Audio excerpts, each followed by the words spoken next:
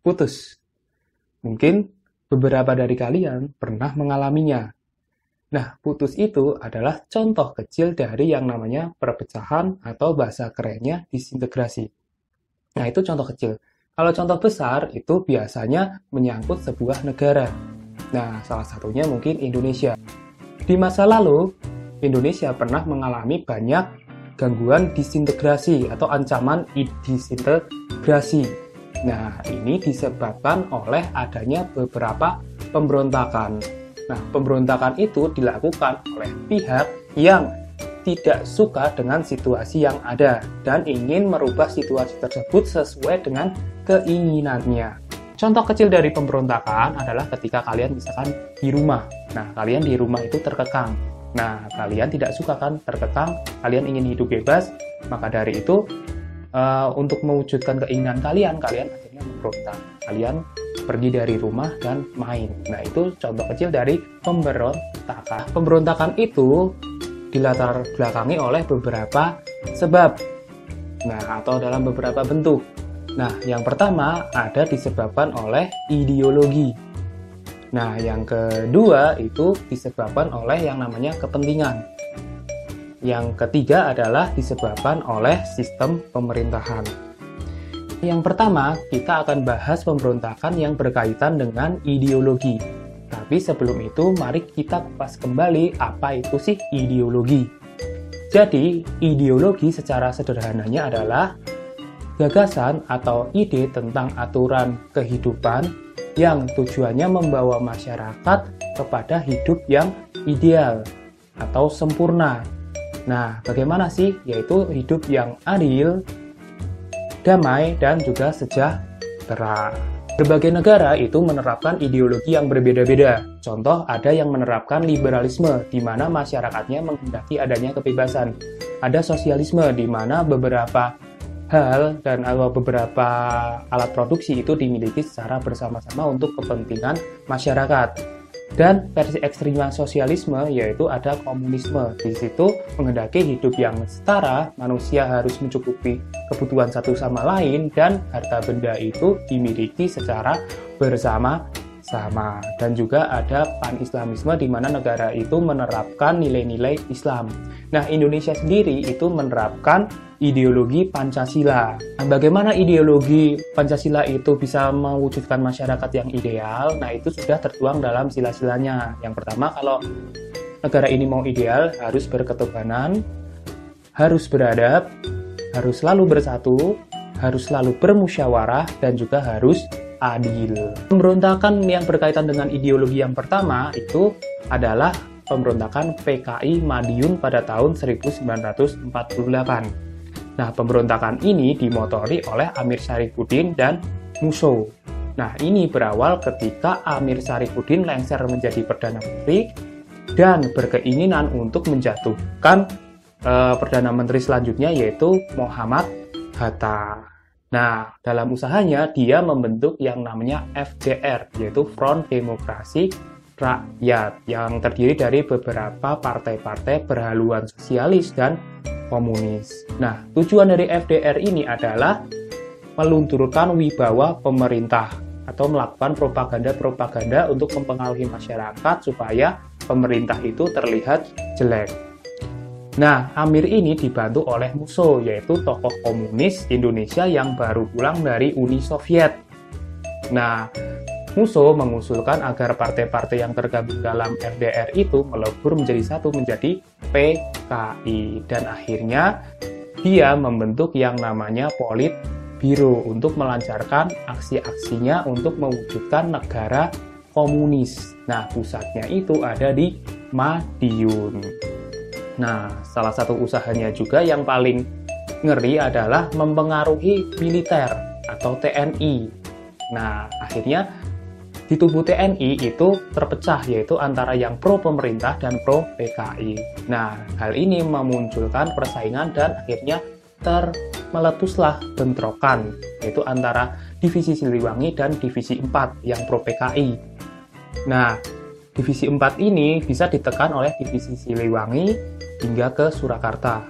Namun sebenarnya itu pengalihan saja, karena waktu itu di Madiun sedang mempersiapkan kekuatan yang lebih besar. Dengan kondisi yang seperti itu, maka pemerintah akhirnya turun tangan. Nah, Presiden Soekarno itu menginstruksikan beberapa tentara, yaitu Divisi Siliwangi, untuk memberantas pemberontakan PKI di Madiun. Akhir dari pemberontakan ini, yaitu ketika Musso berhasil ditembak di Ponorogo dan Amir Syarifuddin bisa ditangkap di Purwodadi.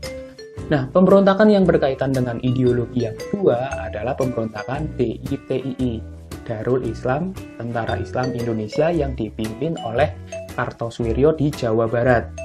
Nah, hal ini berawal ketika setelah perjanjian Renville yang menyebabkan Jawa Barat itu harus diserahkan kepada Belanda. Nah, kebetulan Kartosuwiryo itu tidak suka kalau Jawa Barat itu diserahkan kepada Belanda. Dia kecewa. Dan akhirnya kekecewaan ke pemerintah tersebut, dia tidak mengakui adanya NKRI. Dan dia berkeinginan untuk membentuk negara baru bernama NII, yaitu Negara Islam Indonesia. Dan TII, yaitu Tentara Islam Indonesia, yang terdiri dari tentara bekas Hizbullah dan Sabilillah. Nah, pemberontakan ini cukup lama, begitu kan. Nah, pemberontakan ini baru ditumpas ketika pasukan Siliwangi itu kembali ke Jawa Barat, dipimpin oleh Ibrahim Aji dengan operasi yang namanya Pagar Betis. Kartosuwiryo berhasil ditangkap di Gunung Gede, Majalengka, Jawa Barat. Nah, dan dia dieksekusi pada tahun 1962. Pemberontakan DITII ini tidak hanya terjadi di Jawa Barat, tapi juga di wilayah lain seperti Jawa Tengah yang dipimpin oleh Amir Fattah. Di Kalimantan Selatan itu ada Ibnu Hajar, dan di Sulawesi Selatan ada Kahar Muzakar, dan di Aceh ada Daud Bereh. Nah, pemberontakan yang ketiga adalah G30S PKI, Gerakan 30 September PKI. Nah, pemberontakan ini sebenarnya tidak lepas dari peristiwa Perang Dingin yang pada saat itu terjadi, yaitu antara Amerika dan juga Uni Soviet. Nah, kedua blok ini berlomba-lomba menanamkan pemikirannya atau ideologinya ke berbagai negara yang ada di dunia. Nah, salah satunya itu Indonesia. Amerika ingin menerapkan liberal, sementara Uni Soviet mungkin dibantu Cina itu ingin menerapkan komunisme. Terus sebenarnya peristiwa ini juga dilatar belakangi ketidakharmonisan politik, yaitu antara Soekarno, Angkatan Darat, dan juga PKI.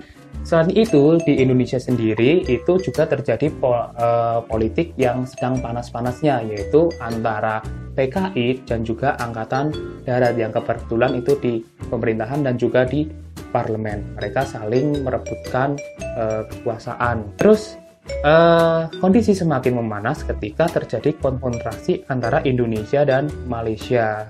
Nah, jadi Indonesia itu menolak adanya negara federasi Malaysia yang dibentuk oleh Inggris. Nah, Soekarno mengatakan bahwa itu bentuk neokolonialisme dan imperialisme, dan dia menyerukan yang namanya Ganyang Malaysia. Dan hal ini didukung oleh PKI. Nah, kenapa PKI itu mendukung? Karena PKI sendiri itu juga didukung oleh pihak lain, yaitu Cina. Karena Cina itu punya kepentingan di Singapura yang pada saat itu juga menjadi negara federasi dari Malaysia. Nah, ketika meletus perang kecil antara Indonesia dan Malaysia, nah, Angkatan Darat ini berperang dengan setengah hati. Nah, hal ini akhirnya memunculkan ide PKI untuk membentuk angkatan kelima. Nah, angkatan itu kan ada 4. Nah, angkatan kelima ini adalah petani dan buruh yang dipersenjatai. Otomatis usul tersebut ditolak mentah-mentah oleh Angkatan Darat. Nah, hal tersebut akhirnya membuat kondisi atau hubungan mereka itu semakin memanas. Nah, suatu hari itu ada isu Dewan Jenderal. Nah, di mana di sini tersiar kabar bahwa para jenderal Angkatan Darat itu akan melakukan kudeta, yaitu menggulingkan kekuasaan Soekarno. Nah, Dan juga tersebar hoak bahwa Soekarno itu sedang sakit keras. Nah, hal ini menimbulkan gejolak di masyarakat dan juga persaingan yang ketat karena mereka berpikir siapa yang pantas untuk menggantikan Soekarno, seperti itu. Nah, puncak dari peristiwa tersebut, ya, salah satu tentara bernama Kolonel Untung akhirnya melakukan gerakan pada tanggal 1 Oktober atau 30 September pada malam hari, yaitu dengan menculik para perwira-perwira dan jenderal-jenderal. Nah, mereka diculik dan juga dibunuh karena sebagai penghalang PKI dalam mencapai tujuannya, seperti itu. Nah, para jenderal itu dibunuh dan dibawa ke Bandara Halim Perdana Kusuma dan juga di Lubang Buaya. Nah, selanjutnya, karena peristiwa tersebut, maka beberapa orang dari Angkatan Darat akhirnya turun tangan, salah satunya Kostrad, yaitu Soeharto. Yang di situ akhirnya dia memulai gerakan merebut RRI dan menyebarkan berita bahwa telah terjadi pembunuhan terhadap jenderal-jenderal yang dilakukan oleh PKI. Nah, dan juga membantah isu adanya Dewan Jenderal. Nah, terus dia bergerak ke Bandara Halim Perdana Kusuma untuk memberantas PKI di sana, gitu. Dan juga bergerak ke Lubang Buaya untuk melihat mayat-mayat dari jenderal. Nah, akhirnya setelah Soeharto itu memegang kendali atau diberi mandat untuk memegang kendali keamanan, beberapa simpatisan PKI akhirnya ditangkap dan juga ada beberapa yang dieksekusi mati. Nah, dan juga ada yang dibuang ke Pulau Buru, dan pada saat itu juga PKI dilarang. Nah, sekian dulu untuk video kali ini dan juga materi pada hari ini. Nah, sebelum itu ada pertanyaan yang harus kalian jawab yang nanti kalian isi di presensi. Nah, pertanyaannya adalah, jelaskan apa yang menyebabkan terjadinya pemberontakan G30 SPK. Nah, tetap semangat dalam belajar dan ciao!